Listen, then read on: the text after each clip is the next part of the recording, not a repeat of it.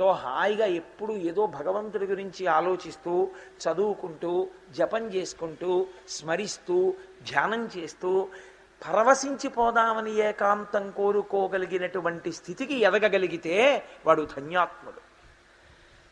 సుఖదుఖముల యందు సమస్థితిలో నిలబడగలిగితే వాడు ధన్యాత్ముడు. అది ఇవ్వగలిగిన వాడు శంభుమూర్తి, విశ్వనాథుడు.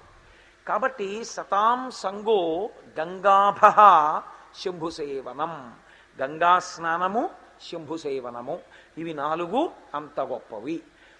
మంచిదేనండి. కాశ్యాం వాస అంటున్నారు కదా, కాశీపట్టణంలో ఉండడమే అంత గొప్పది ఎందుకయింది? కాశీపట్టణంలో ఉండడం అంటే ఏం చేయాలి మీరు?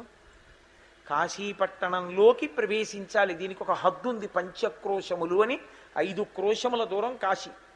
ఇందులోకి రావాలి, పట్టణం లోపలికి రావాలి. వస్తే ఇక్కడ సంకల్పం చెప్పేటప్పుడు అనేకమైన పేర్లు చెప్తారు. మహాశ్మశానే అంటుంటారు.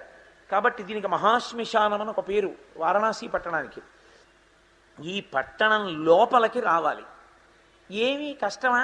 కలకత్తా వెళ్ళటం లేదా, ఢిల్లీ వెళ్ళటం లేదా, ఇంకో పట్టణం వెళ్ళటం లేదా? కాశీలోకి రాలేవు.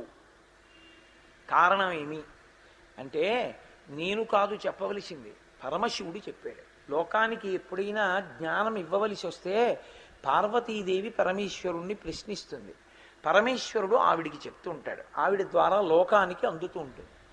ఆయనే పార్వతీదేవితో ఒకప్పుడు కాశీపట్టణం ఎందుకంత గొప్పదో, కాశీపట్టణంలోకి ఎందుకు అసలు లోకులు ప్రవేశించడం అంత సాధ్యం కాదో, కాశీపట్టణంలోకి ప్రవేశించి ఉండగలిగాడు అంటే అంత గొప్పది ఎందుకయిందో చెప్పాడు.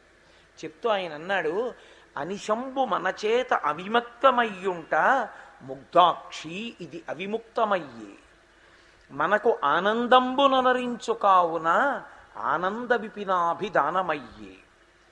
ఓ పార్వతీ, దీనికి ఎన్ని పేర్లు ఎందుకు వచ్చాయో నేను చెప్తున్నాను విను.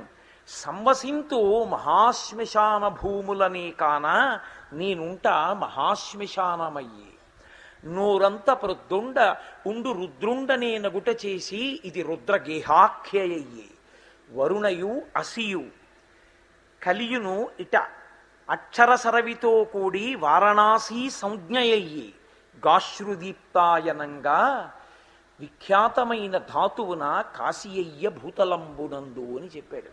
ఓ పార్వతి, పట్టణానికి ఒక్కటే పేరు కాదు, అనేకమైన పేర్లున్నాయి. దీనికి ఈ పేర్లు ఎందుకు వచ్చాయో తెలుసా?